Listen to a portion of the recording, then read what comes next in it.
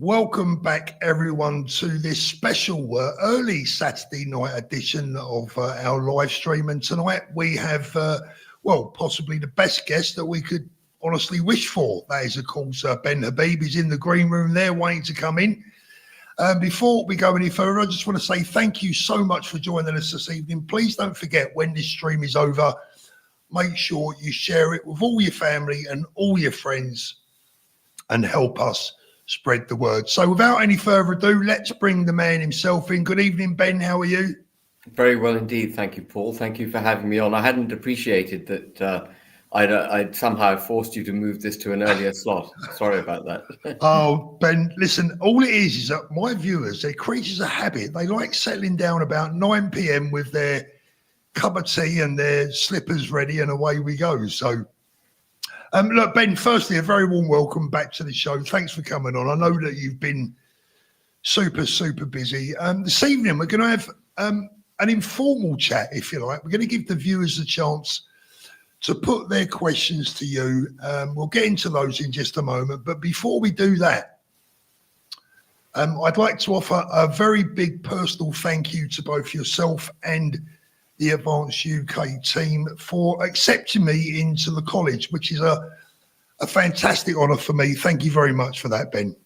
Well, Paul, I'm afraid the gratitude should be the other way around. Thank you for being prepared to take up that role. You know, as you know, it's not a titular role. You're going to have to do some work, and you're not going to get paid a penny for it. So the gratitude is all from me and from Advanced UK to you. And you know, it's having people like you in the party, and as some of the viewers and listeners may already know, that you know the college that you've just joined today is a body of people we want to grow to 50 to 100 people. You're going to be the eyes, soul, conscience, intellectual ballast and control on me in the college. You're going to make sure it is you and your colleagues in the college who are going to make sure that I actually stay true to the mission, and that if I deviate, you give me a good boot in the backside. And therefore, not only is the gratitude going the other way, you're my boss. If I stray, you must yank me back or boot me out. One of the two. Well, I promise to do that, Ben, but I don't think there'll be a lot of yanking, but we'll see how it goes. I'm sure, look, you know, it's a great honour for me, and I consider that means that every single one of my viewers are also in some ways also within the college, because I will be their voice. And I promise to be their eyes and ears and serve them and you guys as best as I possibly can to my best ability. So again, thank you very much. Let's have a little look. First of all, I tell you what, I've got to ask you this, Ben. Ben, I think 2 or 3 times you've been trending on X this week. That takes some doing. I think it might have a little something to do with a certain Mr. Musk who has endorsed Advanced UK this week, and which was obviously delightful. And he had taken, I think, a bit of a leave of absence from British politics, but he's emerged back in full force this week. And I'm so pleased that he recognises that Advanced UK is actually capable of delivering the agenda that's required to save the United Kingdom. And I know from a conversation, I've only spoken to him once, but we had a sort of wide-ranging conversation when we did speak. And I know that he sees the United Kingdom as a particularly special country. So many people in the world do, by the way. So many people look at the UK and really miss that bastion of stability, a beacon of democracy, a country that didn't get wobbled very easily and worry greatly about the way we are governing ourselves at the moment. And he is one of them. And he also shares the view that I do, that it's not just the United Kingdom that's threatened, it's Western civilization. The way the entire, Western civilization is being governed at the moment is deeply dangerous. Anyway, him coming out and endorsing us and getting back engaged with British politics, I think has naturally propelled Advanced UK, not just on X, but even mainstream media have now had to recognize our existence. They've been trying to shut us out. I don't know if you've noticed that, Paul. Oh yes. Mainstream media have been trying to avoid mentioning us, but this week we're in the FT and the Telegraph. GB News did do one article, but I haven't been on GB News since the day I launched Advanced UK. Very strange that that, Ben. Why do you think that is? Do you have any opinion on that at the moment? Well, I suspect it's as simple as GB News being a commercial entity, and its biggest draw is Mr. Farage. And Mr. Farage and I are slightly at loggerheads at the moment. So they probably don't want a voice that's going to detract from their biggest asset. I mean, that's how I see it. Yeah. Oh, well, the establishment, Ben, what a conundrum it is, eh? Yeah. It's a very big who'd have conundrum. thought GB News would be like that? Because they often say that you can hold whatever views you want, you won't be cancelled. Yeah. You know, anyway. Yeah. Let's read this one out. I can't quite make out the username, but it says, took me a long time and many fallings out with people to realise that reform isn't going to do what needs to be done to help save our country. We need to drain the cesspit of Parliament, in my opinion. Let's have a little look. Oh, here's a good one. Joan says, Ben, can we join Advance from Northern Ireland? Will there be a party in Northern Ireland that we can vote for? God bless you, Ben. I pray Rupert joins you when the time comes. That's from Joan, Northern Ireland. We certainly will not be losing sight of Northern Ireland. As I think many people watching will know, I've been a big proponent for Northern Ireland. And, you know, I hold the view that you can't wish to stand for government in Westminster if you don't stand for the United Kingdom of Great Britain and Northern Ireland. And so many politicians seem to forget about Northern Ireland. Famously, Boris Johnson and others claim Brexit's been delivered, but actually they left Northern Ireland behind in the European Union. We all know there is a border down the Irish Sea. No one denies it now. And so Northern Ireland is very much in our focus. As some people might know, it requires a special registration with the Electoral Commission.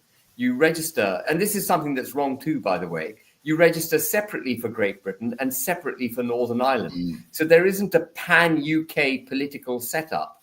And as soon as we've got ourselves going in Great Britain, we will be looking at how we tackle Northern Ireland. There's no way we're not going to have a presence in Northern Ireland.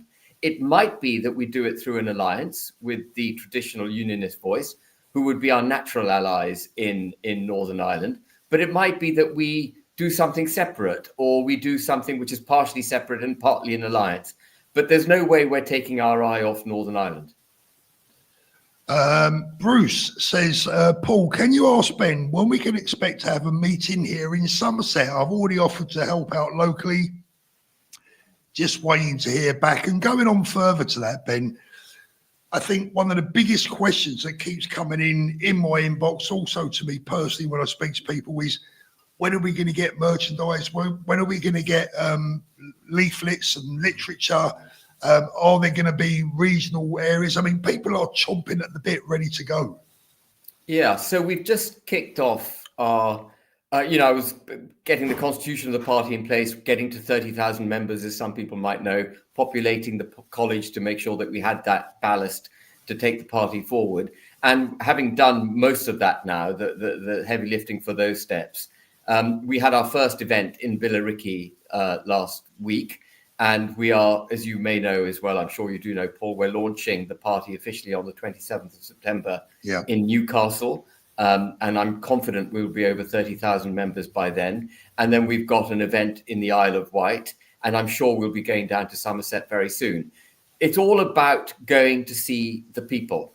There's only so much you can do on social media and on the airwaves. And that it's terrific that, Paul, you give me this airtime and other podcasters do, but we've got to go out and meet the people. And it's actually something I did a lot when I was deputy leader of Reform.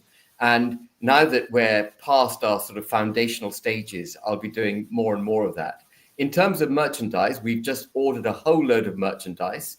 I think there already is, or there will be a portal where people can just go and order as many leaflets as they want, as many caps as they want, T-shirts, that sort of thing. They've all been designed and they will be available soon if they're not already available. And I saw at one of the protests today outside a illegal migrant hotel, someone was handing out our leaflets, which was terrific. That was grassroots working on its own. And I just quickly mention, we're going to be we need the people to have initiative, to go onto our portal, get whatever they need, and then go and distribute it. There's no way this can be a top-down party.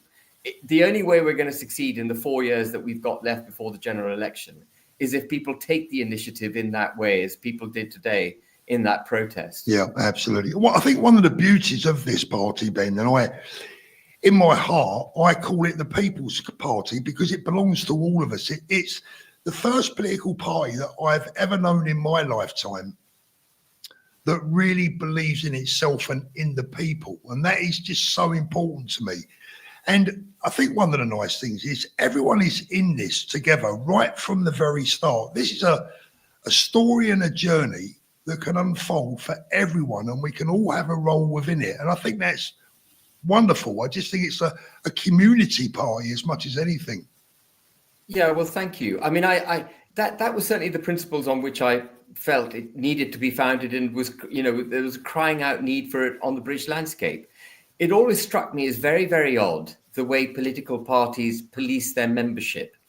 They wish to seek votes from the entire British population, but then they become very picky and choosy about who can be a member of their party. Mm-hmm. And the view I take is that if you're a British citizen and you're on the electoral roll, you have absolutely every right to join Advance UK if you believe in what Advance UK offers. Yeah, I can't make a case for cutting people out. And I guess it's founded in that central belief that if you're democratic, you believe in democracy, you're seeking people's votes, then everyone should be welcome. And so it is a people's party in that sense, as all parties should be. Should be, yeah.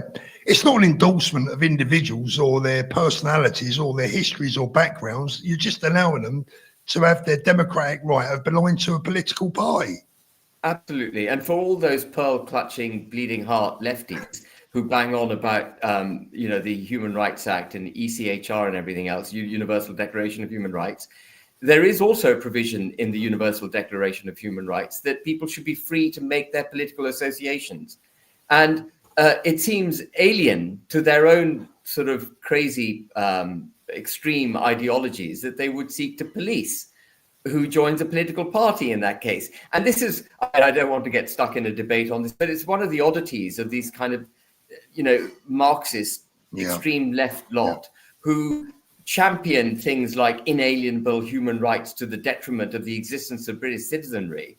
But then when it comes to anything in the Universal Declaration of Human Rights with which they disagree, they kind of just ignore it, push it away. I don't know how much you keep up with some of the videos on YouTube, Ben, but have you seen some of the performances from the left in the last week or two? I mean, they've become epic in their shame. In all honesty, they don't appear to have any shame, and some of their behaviour and some of their words is just beggars belief. I just can't believe what I'm watching. It's extraordinary. And of course, they've got all the political cover that they need for it, Paul, haven't they? Because the establishment, I think there was a message earlier on saying drain Parliament. And I mean, I absolutely sympathise with that view, because Parliament seems to operate in contempt of the people. The government operates in contempt of the people. And so the cover that these extreme left Marxist anti-British constituency, their ability to propagate their absolutely wretched views has cover from Parliament, has cover from the government. And we saw it in the court case over Epping. The High Court granted an injunction against using that hotel as an illegal migrant sort of repository, for want of a better description, granted an injunction against it. And then Starmer, who claims that, or Yvette Cooper, I suppose, in this case, who claims that they wish to stop these hotels, shut them down, mounted a vociferous defense of the need to have these hotels. And what was particularly interesting for me in that, by the way, was that the challenge made by the local authority was under planning law. And planning law quite clearly doesn't grant permission for the government to house a whole load of illegal migrants in a hotel. And moreover, the planning regime is meant to take note of local objections to uses being, exactly. It's a local issue. It's a local issue. It's a local issue. Yeah.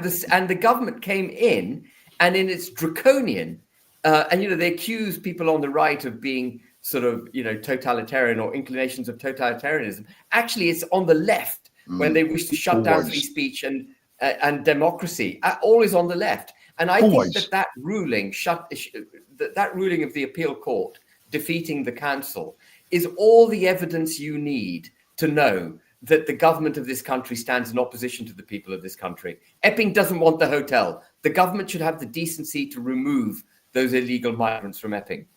In a way, though, Ben, is it not? I've got to be honest and say, in a way, they can carry on shooting themselves in the foot as long as they like, as far as I'm concerned. I mean, it's not great news for the people of Epping, but at the same time, the more of a mess these people make, surely the quicker, the more we see it. Yeah, the more. I mean, we don't really need to see anymore, but there are still people out there that need convincing, and they just carry on doing our job for us. Yeah. But, it is interesting. I think some of the people who may have stayed silent before, his name now escapes me, but, BBC presenters even are now finding it they're incapable of holding their tongues. They're speaking out against illegal migration and the way they're being distributed across the country. Yeah. And of course, in a way, from a political perspective, the more damage Starmer does, the more likely we are to absolutely eject him out in spades at the next election. But of course, in the meantime, he is really damaging the country. A huge amount of damage is being done. And so we do need people from all sides of the political spectrum, and even the bleeding, pearl-clutching, liberal, nonsensical lot will wake up to the fact that civil society is being assaulted. They will wake up to it. I'm sure there'll be a pill for that one day, Ben, but not just yet.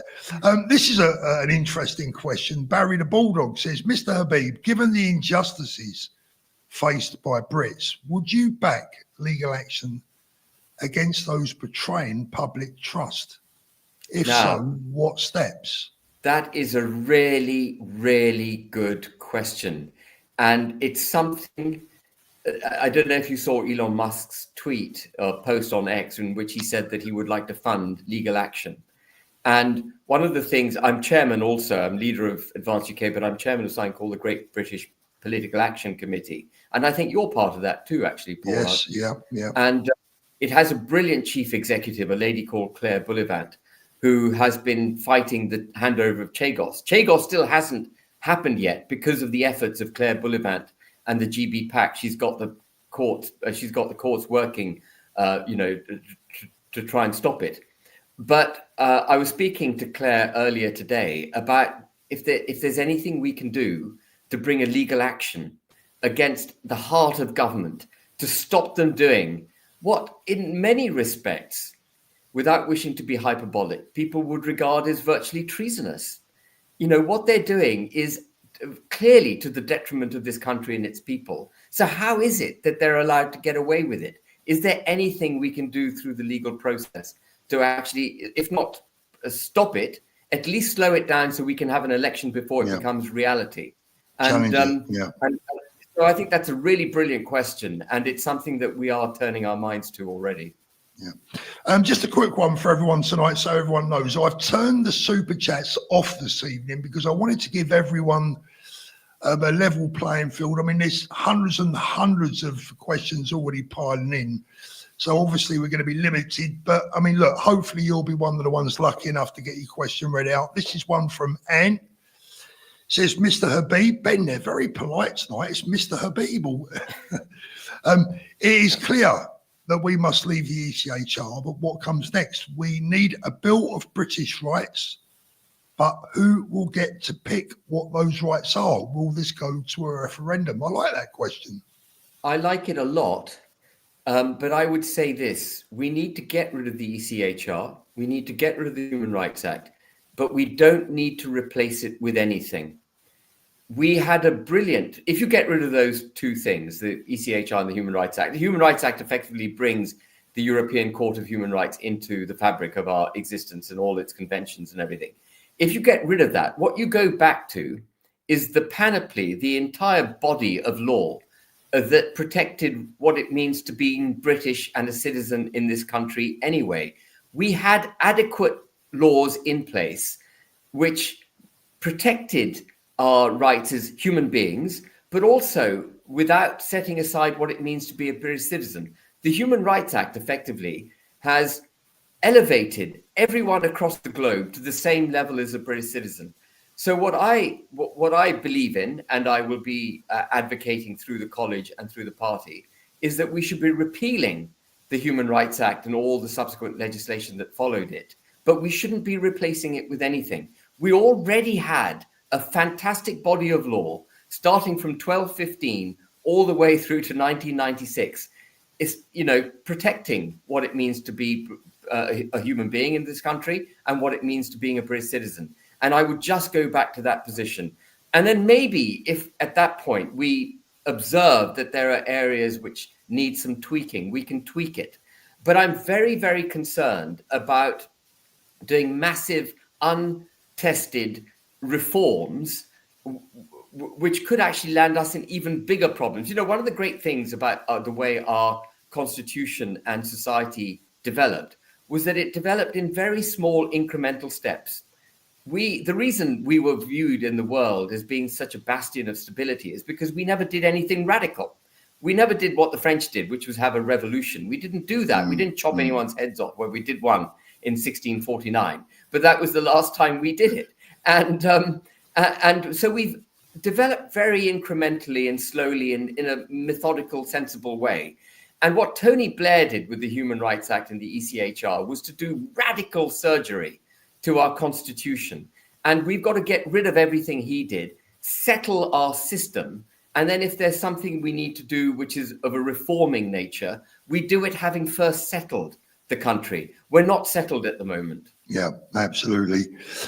Junie says, I know the priority is to save the UK, but please be wise when it comes to support of the genuine disabled.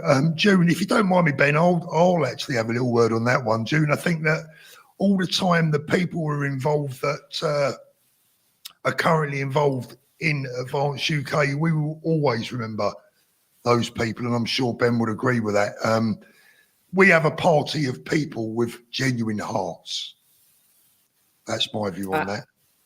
Absolutely. I mean, of course, the welfare state is out of control at the moment. And there are people who need to be, have some tough love exercised. But the other thing that's out of control is the state stealing your money once you've earned it. Yeah. And one of the fundamental reasons I think people are on welfare, many people who shouldn't be on welfare, is because they can't make, it doesn't allow them to make a decent wage because it's undermining their earnings by bringing in cheap imported labor, which just keeps pulling the rug out from underneath the employment market. So wages never rise. If you look at increase in wages in the US, they just go up and up and up and up, and we don't go anywhere. We're getting poorer and poorer as a nation. And then they're taxing us more and more and more. So look at reducing our welfare bill, but we also need to reduce our taxes, and we need to stop importing cheap labor, which is undermining our people in this country. It's a kind of holistic approach that we need to get people back on their feet again. Yeah, there's a secondary question there from Junie, but which is also mirrored by Claire, good friend of the show. She says, Ben, should you become Prime Minister, do you have an idea of what your cabinet would look like? Might be a little bit early for that question, but I like it. And who does he think will be ideal for each position? That's the first question from Claire. The second one is, if someone wanted to stand for the party, what are the qualifications and life skills that they would need to be able to do so? Tackle those as you wish. Yeah, so the other thing about the way the party's been set up, and it comes again back to the college in many respects, is that between now and 2028, through the college, we should be able to identify really first-class thinkers, fearless people, great speakers, because you need the ability to think, you need the ability to plan, you need the ability to execute, and you need to be fearless in the way that you speak. Those are the kind of people we need on the front bench. And the college will, I think, part of the plan is for it to act as a conduit to find these people they might come through the college, or the college might find them through some other process, and bring them to the fore. And so I don't have a dream team at the moment, but I think that the way this party is structured, a dream team should emerge. And I think people who've listened to me before will know that the next cabinet of this, I think, by the way, the next government is going to be a pro-British government. What the complexion of that government is remains to be determined. But it's going to be ostensibly a pro-British government at least.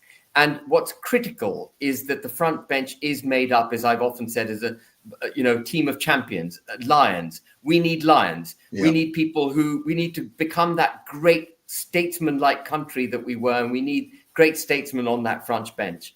And however which way they get there, they need to get there. And I think that the way we've structured Advance UK gives them a really good opportunity to find their way into those positions. And one of the things I've been saying to the team, and I'm sure you've also heard me say this, Paul, is that we don't want to be fishing in the same old pond. We don't want to recycle all the politicians who failed, and we keep bringing the same old people out of the hat. Well, if you keep bringing the same old people forward, you're going to get the same results we got last time. Exactly. Yeah. And there are some good people. There are some good people, of course, who are in politics already. But I want to widen the net. And what is really interesting to me, I got an email the other day. It was quite late at night, from a professor at Berkeley University, who's a British citizen.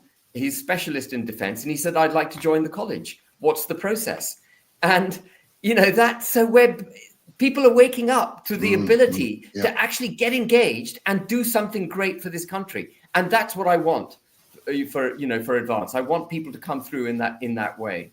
And this, for me, Ben, is what makes this all so exciting, is that this is our golden opportunity. This is everyone's biggest ever chance of actually being able to change the country that we live in for the better.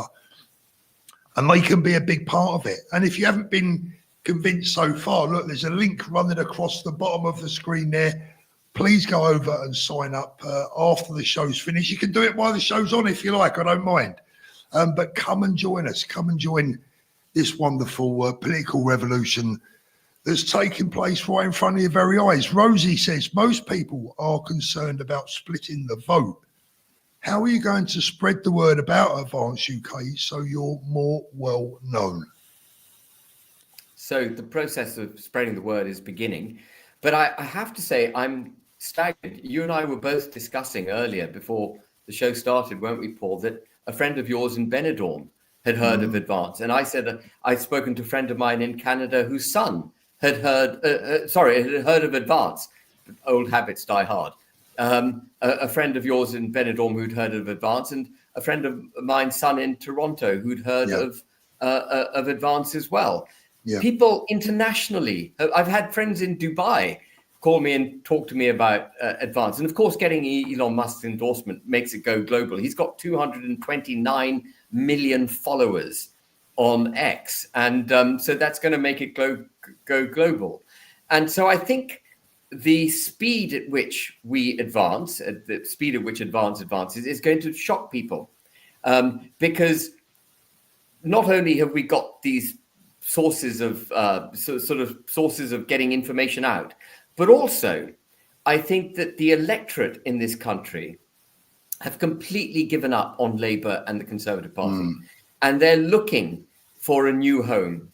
The old traditional cultural disposition to vote Tory or Labour is done, and they want something in which they can believe. It's over, and they're putting their hopes in reform, and for reasons which I don't want to go into, but will if I have to. Reform's not the answer.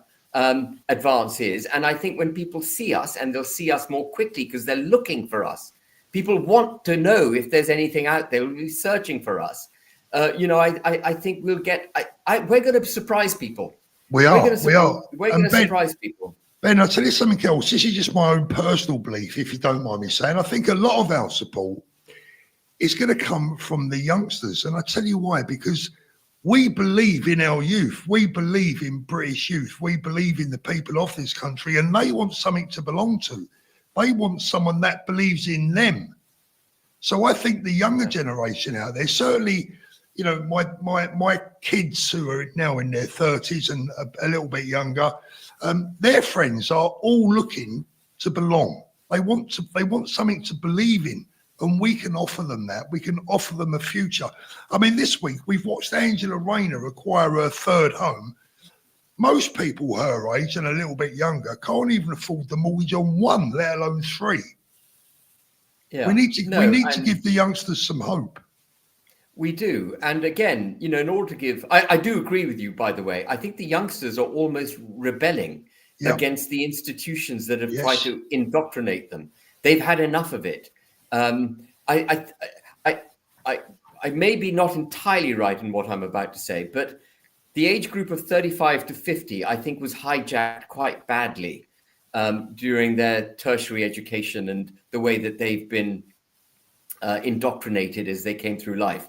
But 35 and below, they're waking up and they're sick and tired of having their history trashed, and they're sick and tired of not having their ability to spread their wings, be aspirational, be ambitious in their own country. They can see what's happening. They can't get on the ladder. They can't get decent jobs. When they get a decent job, they haven't got a decent wage, etc. And they're looking around and they think, well, how the hell has this all happened?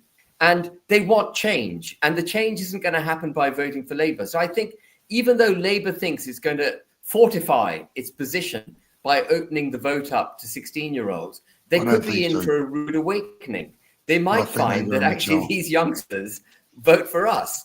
And what's more natural, Paul? In my mind, it's much more natural to be patriotic. It's much more natural to want to believe in your country, in your family, in your community, in your society, in your country. And they're going to, it's almost, they're crying out for that. And, you know, we will offer it to them. We'll offer it to them in a populist way, because we have to be populist. We have to call out the establishment for the damage it's doing to the people. But we will also do it in a serious, principled way. I'm not one, and I hope Advance UK will not be, I'm sure it won't be, one for just pointing out all the problems and offering up no solutions. We'll point out the problems. We will, to the best of our ability, point out the root causes of those problems and at the same time provide the solutions. And in providing the solutions for the people will then have a belief in Advance UK and the country. And we'll be able to garner that support. That's the aim. And I think it'll work. I think if people see solutions, you know, they want to come on board.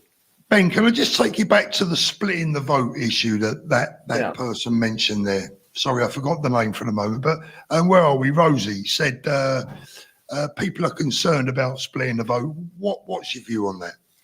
So the splitting the vote, the question presumes that there are a number of parties offering pretty much the same thing. And in creating your own existence, you're going to somehow detract from that overall possibility of success, of getting Labour and getting a pro-British government. But we know the Conservatives aren't up to it. So it's not a matter of splitting the Conservative vote, because the Conservative vote, to the extent they've got any, is probably Liberal Democrat voters who just can't bring themselves to back Ed Davey. I can't believe Ed Davey gets any votes, frankly. But anyway, there we are. So it's not the Conservative Party. We're not splitting any votes with the Conservative Party because they're part of the Uniparty. They believe in the global governance order and so on. And then the question then arises is, are we splitting the vote from Reform? And my answer to that is Reform hasn't got the answers. Reform doesn't believe in nation state, freedom of speech, democracy, equality under the law. And I can go into that in great detail if people want. But Reform, by Nigel Farage's own admission, is going to be to the left of the Conservative Party at the next election. Now, I don't really believe in the left and right, but what he means by that is that he's going to be more moderate, more establishment, more kind of Labour orientated than the Conservative Party. And if the Conservative Party, as we know, is already part of the Uniparty, that means Reform offers nothing. And so which vote are we splitting? Yeah, that's there's no vote to split because no one's offering a pro-British agenda.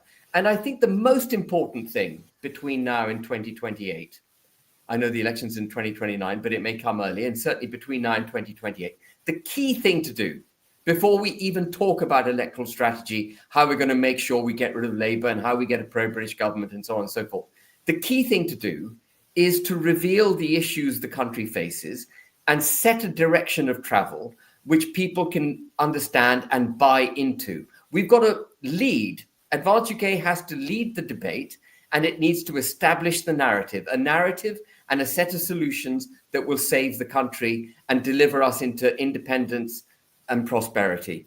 And that's the challenge between now and 2028. So even asking the question about splitting the vote, in my view, in my mind, is premature. We need to just set the agenda, first of all. Yeah. A good friend of mine, Danny, has insisted that I read out his question. It says, Ben, from the couple of times I've been in your company, you are a great communicator and come across as very competent, definitely the man for the job. But can I ask, if you was to win the next general election, how long do you think it would take to get the UK back on track from being Britain to being Great Britain once again? So all our thinking needs to be done before we get into office.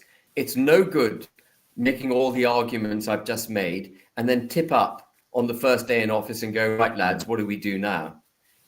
We've got to have the policies, but we've got to go beyond that. We've got to have the draft legislation. We need to know exactly what we're going to do on the first day. We have to have a kind of shock and awe approach to governance on the first day. And so some of the things that we will do on the first day in government, and it'll be in our manifesto. I want to come back. If I forget to come back to manifesto, will you please remind me, Paul, because I think it's really important. But on the first day in government, we will suspend indefinite leave to remain. So no more granting of indefinite leave to remain in this country. We will suspend the granting of British citizenships to foreigners. So that'll never happen. We will remove benefits for foreigners in this country. We will repeal the Human Rights Act, and that will come as a shock to the international global order. They will be up in arms about it, the European Union in particular. The Europeans are really hooked on all this kind of thing. And we'll do a number of things like that, repeal the Equalities Act, etc. On the first day in government, we get into Parliament and we will repeal it. And the reason I say we need to put that in our manifesto is because if we say in our manifesto that these are the steps we're going to take on the first day in government, then the Lords cannot resist us. We were elected on that mandate. One of the worst things I hear from politicians is, you know, I'm not going to say that now. I'm not going to say this, that, and the other because it's too offensive to the people, and I want to just be very careful about what I say. The problem with that is, but when I get into office, I'll do everything that I promise. I promise you, I'll be very different to what I'm saying when I get into office. The problem with that approach, apart from the fact that you're hoodwinking the public, is that you don't have the right to force your agenda through the Lords. And you'll get stuck in trench warfare with the civil service, with the Lords and so on. But if you go in saying, this is my manifesto, we've got a majority on it, everyone, you've got to toe the line. And you effectively do what Donald Trump did on his first day in office as president, 100 executive orders, and just nail it. Yeah. I'm just reading through, there's so many questions piling through. I'm just going to randomly pick one or two here. Mr. Habib, we import a huge amount of our food. Our farms are currently closing and being built over. How will you ensure our food security if the EU decides to use this as a stick to beat us with? So there's no shortage of sources of food if the EU cuts up rough. I'm just going to backtrack 1 second here. A lot of the things that a new advanced UK government would do are going to offend the EU. We're going to take Northern Ireland back into the United Kingdom. We're going to terminate the Windsor Framework, the Northern Ireland Protocol. That will send the EU into a spin. We're going to take our fishing waters back. They're not going to like that. And so one of the things an advanced UK government is going to have to think of before getting into office is how are we going to deal with a belligerent European Union? And so we are going to have mechanisms by which we can protect our economy and protect our interests. And part of that will be deregulating, cutting taxes, and so on. And the most important deregulation we need to do is ditching net zero. Net zero has damaged greatly the farming industry. If you look at farming, at every single level, net zero is damaging. in the cost of the fuel for tractors and so on, the cost of fertilizers, because they all come from fossil fuels, etc., in having to make the transition to green energy, in the setting aside of perfectly valid farming land for solar panels and so on. There's been an assault on our farms through net zero. There's also been an assault through inheritance tax and so on. But net zero has assaulted not just our farms, but our industry, our landlords. All of us are paying massively for our energy. So at day one, we're going to have to be prepared to ditch net zero. It'll take a while for our energy costs to come down, deregulate and cut taxes at the same time to take the burden off farmers as well as industry more generally. And when it comes to sourcing our food, until our own farmers can start growing and meeting the needs of the British people, and we will be very pro the farming industry, because you've got to have the ability to be self-sustaining as a country. You've got to have that ability. Global trade's great, but you can't abrogate your security, and food security is as important as your military security and defenses and so on. You can't abrogate that to the world order. And as we head towards that, we will have to look across the Atlantic. If the EU cuts up rough, we've got to look across the Atlantic. We will have friends in the US. We will have friends in South America. And we will take our food from where we need to take it to make sure we're safe.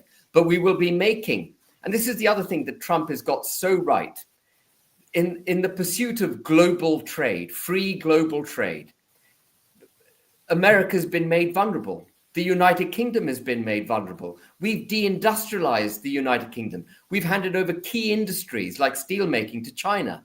We need to bring all of that back to the UK. We need to be self-sustaining. We need to be a country. Of course, we trade, but trade can't be blind to our national security, which comes from food, steel, armaments, etc. And we've got to go back to that position. We can do it all again, Ben, can't we? We did it before, we can do it again. Absolutely. And I don't buy this nonsense that the UK is incapable of doing what it used to do. We were always a small island. We were always a small people, but we were aspirational pioneers and we were free thinkers. Yeah. And we've got to reinstill that aspirational, ambitious, pioneering, entrepreneurial nature that was so British. We've got to get that back. And it's been trodden on by a weight of regulations and taxes and so on for over the years. And we've got to liberate the lions. We've got to liberate the British beast. Absolutely. Yeah. Carrier DUK says, I'd like to ask Ben what his opinion is on the inheritance tax on farmers, considering how little it will generate, but causing huge problems for farming families overall. Inheritance tax is an assault on ownership. You know, when we buy a house, I don't know, I'm sure everyone listening has either bought a house or bought a flat or considered buying it. When you buy a property, you're told you're buying a freehold, and you much prefer that to a leasehold, don't you? Yeah. You think, great, I'm buying a freehold. This is in perpetuity.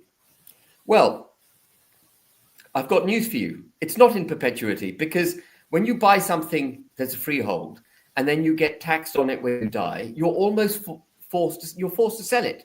And the fact that you're being taxed is telling you that it's not yours. If it was yours, you wouldn't have to pay tax on it when you die. If it's in perpetuity, it should just go to your legal heirs, shouldn't it? Yeah. IHT is an attack on Western capitalism. It's an attack on ownership, which is at the core of capitalism. And it's deeply damaging to small businesses and farmers in particular, because they have no mechanism easily to raise the cash to pay the tax. They either have to borrow money, which burdens their business, makes them less capable, or sell, or sell their businesses, and that's a disaster. We need patrician farmers. Farming is a tough blooming business. Getting up at 5 a.m., milking cows and doing whatever they do. I've never been a farmer, but I know they all get up very early in all bad weathers, and they go out and deliver lambs at, all times of, the day. Yeah. Why would you do that if you were having the state attacking you? And you do that because it's a lifestyle business. You do it because your father did it and his father before him did it, and you want your children to do it. Yeah, it's an inherited business, isn't it? It is, and it's an attack on that. So inheritance tax, actually, not just because taxes need to be reduced, but it's much more fundamental than that with inheritance tax. It has to be abolished because it's an attack on aspiration. If you can't save for your children because the state's going to take it away, you're having your aspiration clipped, curtailed. All of us work to a significant extent because we want to improve the lot of our children, those that come behind us. And the state is attacking that. And then it bemoans the fact that we don't have families. Well, if you keep attacking the ability for families to go on being families, you're not going to have families. And IHT is also an attack on the family in the way that we've just described. So it has to go. I hope the viewer was happy with your answer there. Thank you very much for that. Ben, could we just have a quick chat about EPIN and that rule? I know we touched on it briefly earlier. A lot of people have been messaging me asking you to comment on that. Where do the people of EPIN go now? Where do the people of the UK go now? Because I'm getting people telling me all the time they're sick and tired of trying to comply their way out of this mess. Where do these people go now? What do they do? What's next for them? Well, the next step would be the Supreme Court, I think. The local authority would have to go to the Supreme Court to fight its case. And but of course, the judiciary is absolutely against the people as well. Yeah. I think the judge in the EPIN case has been proven to have links to Labour and is, politically activated. And this is, of course, the other problem. We've got a judiciary that's hijacked. I mean, ultimately, unless Starmer gets a grip of this issue, unless he realizes that allowing this civil assault, as I call it, on British society, this assault on civil society in this country, unless he realizes he's got to stop it through peaceful legislative means or legal means, he will find the people up against him. And I hope it doesn't get there. But we've seen now mothers fearful for their children. They're at the forefront of this battle. And he better wake up. He's charged with protecting us. And as much as he might hate us, he might unleash forces that will be very difficult to contain. And I absolutely deplore any violence, and we mustn't get there. And any means Advance UK uses to promote its agenda will be peaceful. But he's got to be very, very careful, because as you say, where do the people go? Where does EPIN go? We've got the Supreme Court, but if they behave in the same way, then what? Yeah. Ben, you know something? One of my jobs this month I've reached about 4 million people on YouTube alone. And one of my jobs is to try and keep people on the level, try and keep them peaceful, make sure they do the right thing. But I've got to tell you, Ben, the job is becoming an unholy task. People are actually saying to me now, "Oh, shut up, Paul, we're sick of hearing that. Where do we go from here?" They're just not listening. They're being forced into that corner, aren't they? Some people. Yeah. That's how they feel. I hope that things like the Great British Political Action Committee, if we start bringing cases against the government. Now, the judiciary will try and defeat our cases, but in bringing cases, as far as I'm concerned, Starmer should be brought to justice over gross dereliction of duty, as I said. He should have to go to court and answer for what he's doing to the British people. And we'll probably lose a case like that. But I think it's worth bringing it, because in bringing the case, we will reveal what Starmer's been up to. We will show the British public, and we will shame the government, and we will shame Parliament.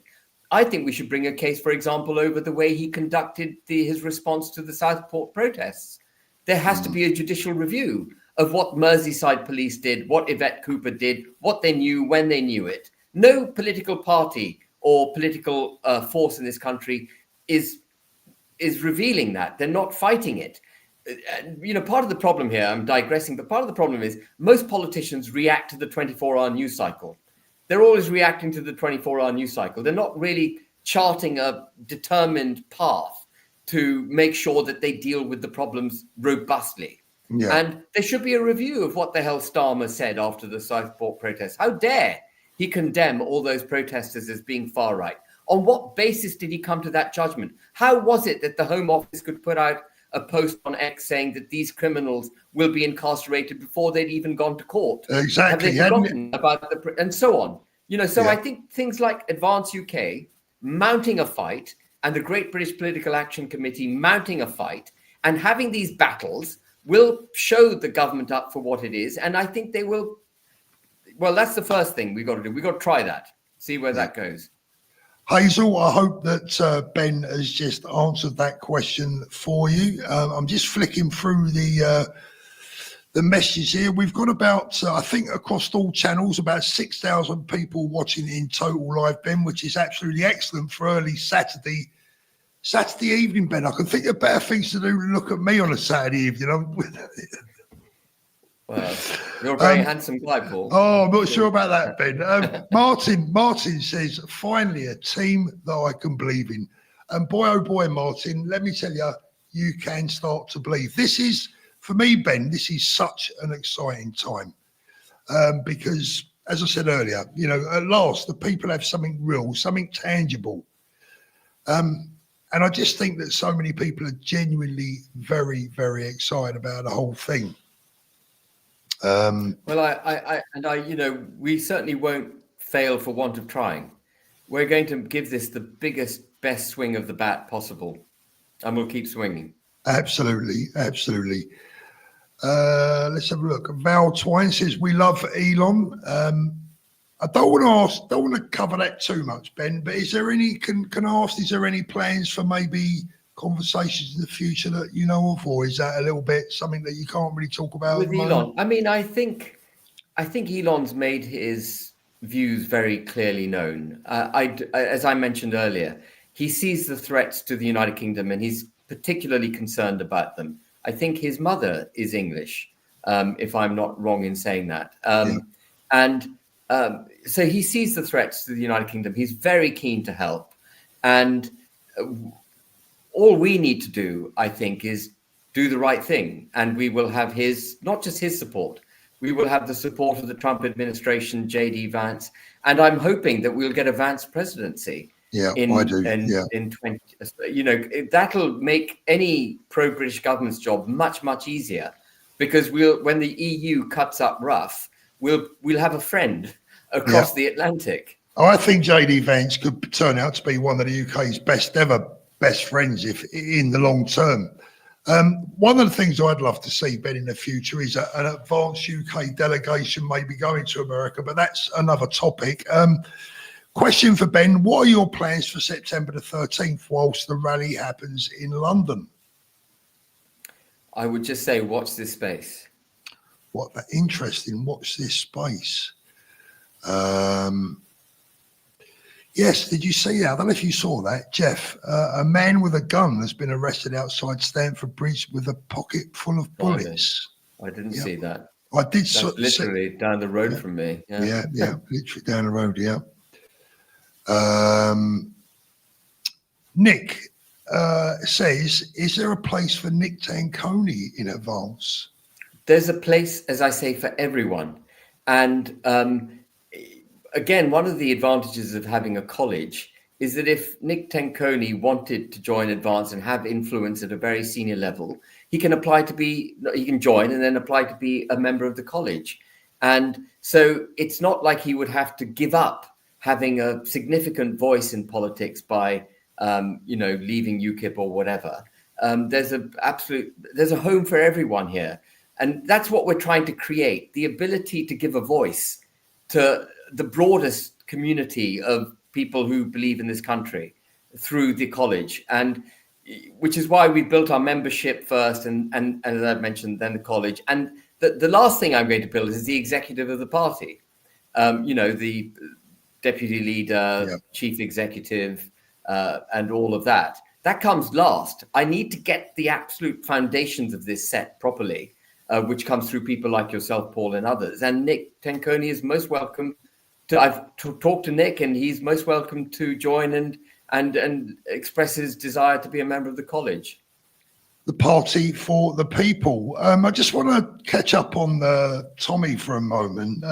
You'll have seen that no further action after that event at the London train station. But that was covered extensively by the mainstream media, front page news. But after the decision by the Crown Prosecution Service not to take any further action, very little has been said in the mainstream media, a little line here and there. Again, it just shows what the mainstream media are all about, doesn't it? They're very quick to make Absolutely. a noise when they think they're a winner. But when it turns out that it was exactly how Tommy described it, they're not interested in reporting the story. Absolutely. I couldn't agree more. And this is why all political parties need to be very, very brave and mustn't err in cancelling people.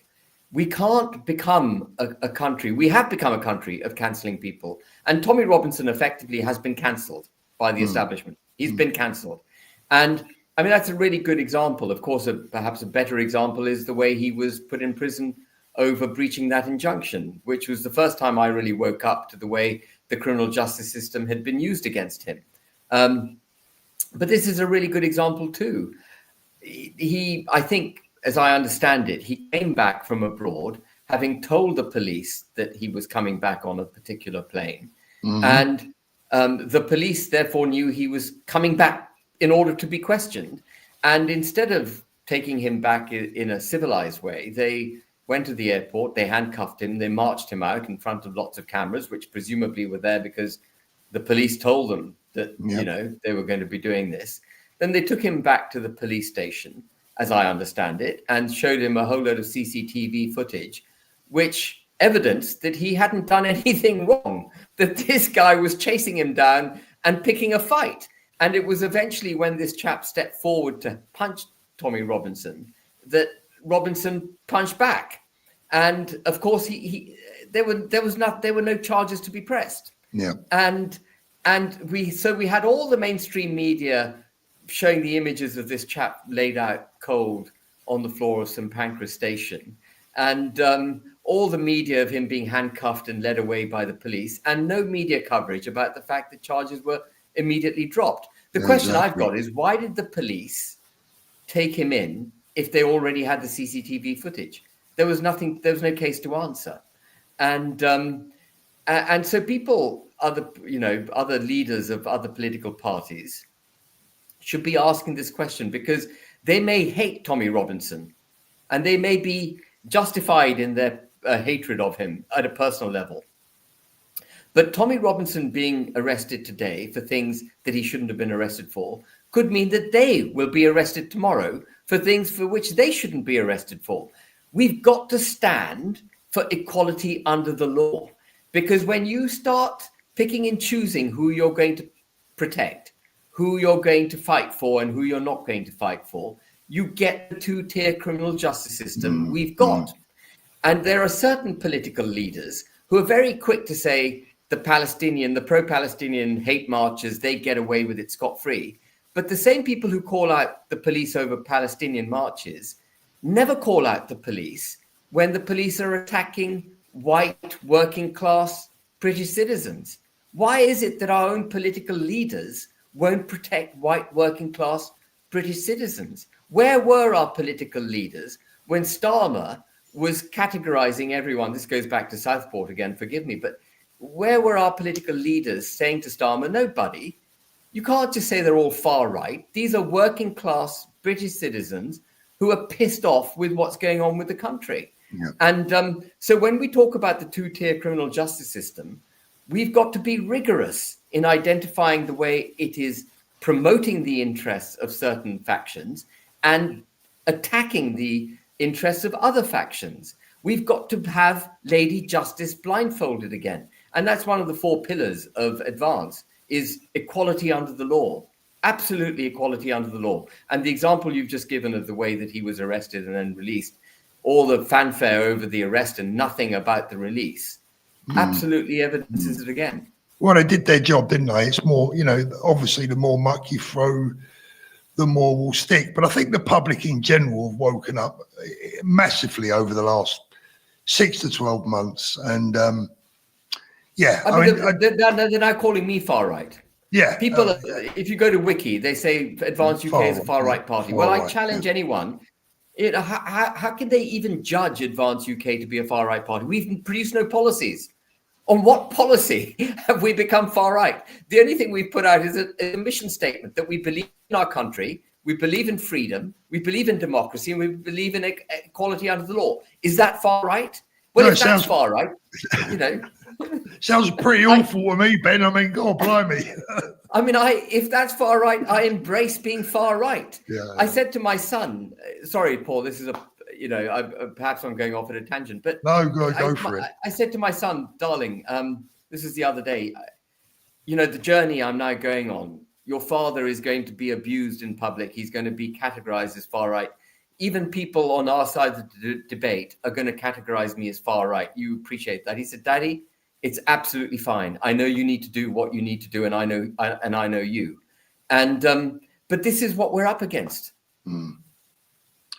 Not for much longer, Ben. Things are changing, and look, we've been on for over an hour now, and I'll start to close this in there. I mean, I just want to cover this one. Ben, what are your thoughts on the Online Safety Act and how much it's not only going to damage the freedom on the internet, but everyone's mental state, such as mine? I mean, I absolutely, and I completely endorse the view that the Online Safety Act is effectively a backdoor mechanism to shut down voices of dissent. Of course, our youth need protecting, but the best form of protection of our youth from having their sensibilities assaulted by egregious posts on social media is through their parents. The other problem we've got here is the Online Safety Act ostensibly is to protect young people. And the law is stepping into the family to protect young people. And the law is doing that because it has successfully in the past destroyed families. Children increasingly being brought up by the state, not by their parents. And if we had a holistic approach, I keep using the word holistic, but it is important. If we had a holistic approach to family, so that we gave families the ability for one parent to be at home, the tax breaks required to do it, while the other parent worked, give families tax breaks to have children, give families tax breaks to have one parent, as I say, at home and so on. And one parent could be at home and they could have the nurturing that only a parent can give. Then they're less vulnerable to being assaulted by social media. But if you have policies that make both parents work, make it virtually impossible for them to cater for their children, then they have to give their children up to the state. And then the state has to step in with draconian laws like the Online Safety Act, which shut down freedom of speech again. And so, we had immediately after the Online Safety Act was passed, we had a section of the police policing tweets under the auspices of this act. And we've gone mad as a country, so the Online Safety Act has got to go, I think. Let's have a look. I mean, Ben, there's still hundreds and hundreds of messages. We're obviously not going to get through many more of them, but what I wanted to end the show with is, I think I touched on this once before.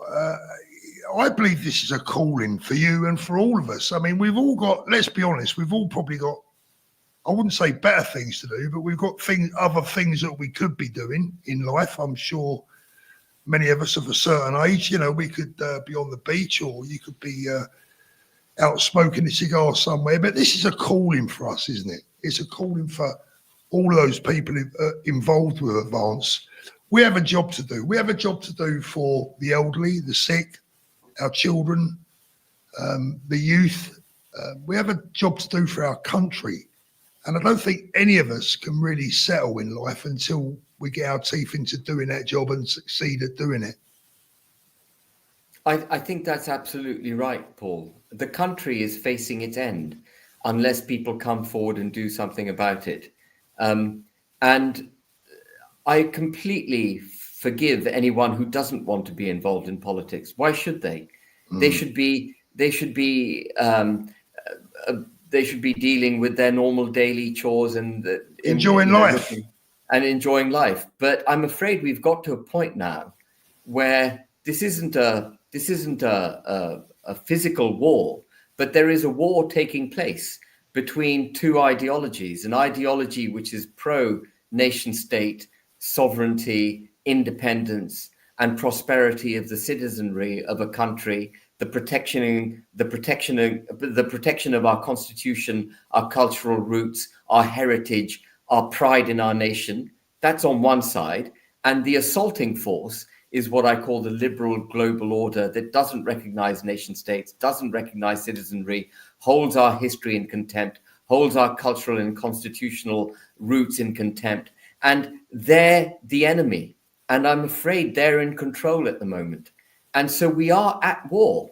It is a political war, but it's not going to be resolved unless people sadly do get engaged. And Advance is a response to the war that we're in. And I hope that people will step up and become the army, become the lieutenants, become the majors, the generals, and the field marshals that we need to win this war. And all of that is proverbial, by the way. Yeah, of before course, those yeah. who are, censoring this program have me arrested. Look, Sheila, she says it. Look, this government puts illegals before our children. It's disgusting. Look, at the end of the day, I think, one of the biggest things in my life, all of my viewers know this, is our children, my grandchildren, everyone's grandchildren. And we want to fight for their future, Ben, because if we don't do this now, they're going to have to do it in the future, right? It may be too late then. I think we are genuinely in last chance saloon. People keep talking about the importance of the economy. And of course, the economy is critically important, no doubt. Without a prosperous economy, we all kind of suffer. But there are points in time when things become much more important than the economy. When you go to war, for example, in World War II, we didn't go to war with Germany because we were thinking about economic prosperity. We went to war with Germany because we knew that if we didn't, our constitution, our culture, our people would be destroyed. We would cease to be. And we're at one of those junctures. There isn't an overt German or a third party, a third foreign power that is mounting a military war against us, but we are at war. And it's an ideological war. And we have to win the battle for the nation state of the United Kingdom of Great Britain and Northern Ireland. So right now, the economy is going to have to take some hits in order for us to get our constitution, our culture, and our people protected. And I would add to that, Ben, a lot of people do feel like they've been invaded. I'm afraid that's the way a lot of people feel. It is. Yeah, sorry, I wasn't speaking, but the illegal crossings into our country, coupled, by the way, with legal mass migration. Legal mass, we keep talking about legal mass migration, or some people do, as if it's all right. But it's not all right. Every single election for decades, we voted against more migration. And every single time we get a government, they do more migration. That is not right. That is a breach of the social contract between government and the people. It's got to stop. It has to stop. It has to stop. My appeal to everyone watching this tonight, if you enjoy what Ben has said, if you agree with what Ben has said, please get over to the Advance UK website and sign up. And if you're already a member, how about this for a weekend challenge? If you can get one of your friends to also sign up, just think, you can double the membership in no time at all. That will be really nice. Ray, the voice of common sense. Paul, what does Ben think about what Ryland Clark said? I think Ben touched on that earlier, and it's now been cancelled. I haven't seen that he's been cancelled, but it wouldn't surprise me. Wouldn't surprise me at all. And Ryland, of course, has been a darling of the mainstream media, which just goes to show they will throw anyone under a bus in their calls. Ben, I think we will draw it to a conclusion there. We still have thousands of messages. I'm never, ever going to get through them all. Is there anything that you'd like to end on tonight, Ben? Well, I think you said what I would have ended on, which is, please, if you feel the threat the way that I feel the threat, the way you, Paul, you feel the threat, if you listening feel the threat in the way that we do, please don't sit on your hands. Please join. And if you've already joined, please go out and recruit other people to join. Make them aware of us. And make your preparedness, if you are prepared, to stand for the party, to campaign for the party, to work with us. Make that known to us through emailing us on the website.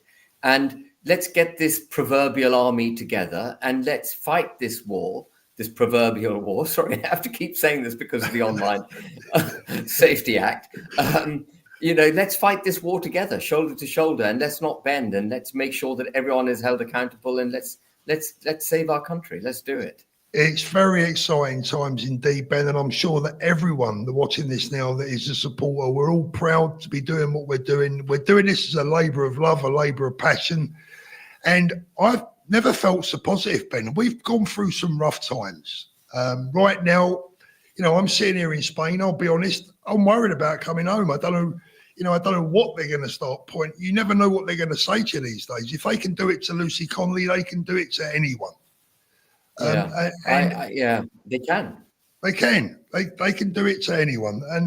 But I've never felt so positive because at last, I think we've found a path, and we will take that path. And I think everyone can be excited by joining us. Get involved. As Ben says, it's no good sitting on your hands. Get involved. You're part of this team as much as anyone else. This really is the People's Party. And it cares. And that, for me, the number one word, Ben, that I like is care. I love caring about other people.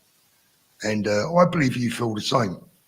I really do. Absolutely. And one thing I say to people is that there's no point being in politics in a democracy if you don't stand for the working and middle classes. Yeah. They are your people. Exactly. And it's not about the elite. It's definitely not about them. It's about the body of people, the majority of the people that we represent. And of course, again, our governing class has forgotten that. They represent minorities. They never represent the majority.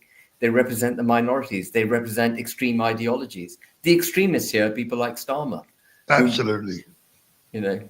Absolutely. Ben, it's been absolutely wonderful having you on again. Always appreciate it. I know that you're a man in such popular demand, and I know the viewers appreciate it as well, Ben, because my style of interview is a little bit different from most other people. I'm a little bit more laid back, a little bit more relaxed, a little bit more working class, and people love that. They enjoy it. So thank you so much. Well, thank you for having me on, and thank you everyone for giving up your Saturday evening. There is, ladies and gentlemen, Ben Habib, our future Prime Minister, God willing. Wouldn't that be lovely? Ben, I'm going to let you go. I'll pop you out the room and then I'll say goodbye to the audience. I will speak to you soon, Ben. All the best, my friend. Thank you. All the best to everyone. Thank you very much. There you go, ladies and gentlemen. Ben Habib, what a gentleman, Absolutely. Ben's just a magnificent individual, a magnificent human being. And that is what we need. Let's get human beings in that big house. Right, there's one or two, let's have a little look. Super stickers and super thanks coming through. Thank you so much for those, guys. I really appreciate it, and for the memberships. Hope you've enjoyed that tonight. Don't forget, you also are part of this team. Spread the word. Let's get going. Let's win our country back. We all deserve it. God bless you all. Look after yourselves and those beautiful children, and we will see you soon.